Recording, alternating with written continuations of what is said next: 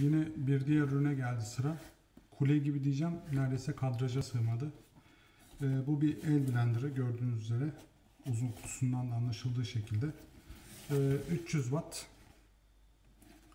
Yanında kabı var gözüken. Plastik ayaklı. Aslında plastik ayak, ben Tefal'de biraz sorun yaşamıştım. Bu ayaklar zamanla yıpranabiliyor. Bakalım Siemens'te nasıl olacak bilemiyorum. 300 watt dediğim gibi. Blender'da da çok fazla detay yok ama açalım bakalım nasıl bir şey çıkacak. Kutu içeriğinden.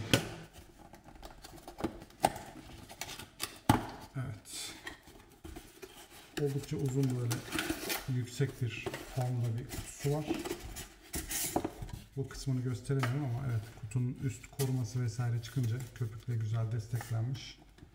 İçinde blenderın kendisi var zaten. Çektik aldık tek parça. Şöyle kadraja uygun koydum. Kitapçıkları çıkıyor. Klasik. Dillerde hangi diller var? İngilizce var, Almanca var.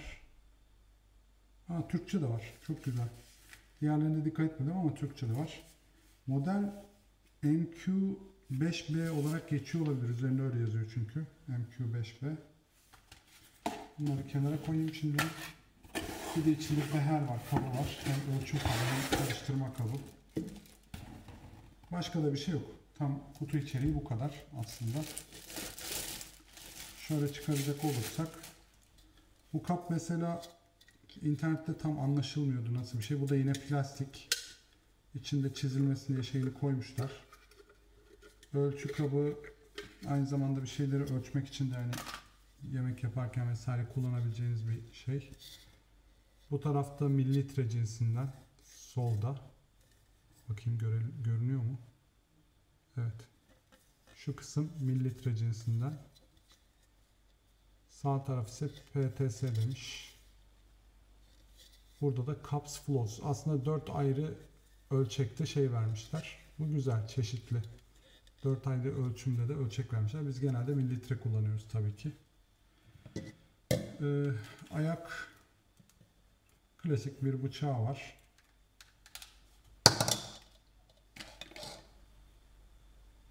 Şu geçmesi, hani takılmasında bir sorun yok ama sanki çok uzun ömürlü olmayacakmış hissini yarattı bende. Benim çok hoşuma gitmedi açıkçası birleşimi. Onun dışında herhangi bir detayı yok. Bir tane düğmesi var. Düğmede bakayım.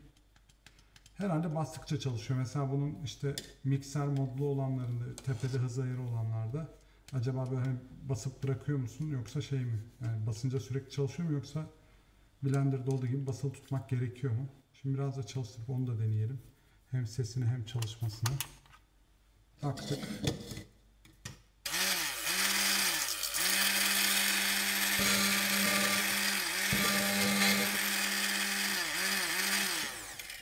Benim önceden kullandığım Tefal vardı. Tefal modelinde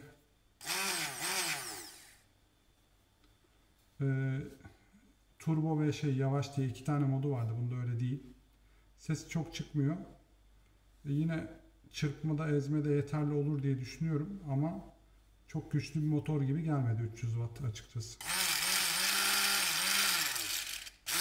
Bakalım kullanımda da göreceğiz, yani bir bakıma iş görür. Plastik malzemesi de umarım çabuk yıpranmaz. Onu da yine zaman içinde göreceğiz.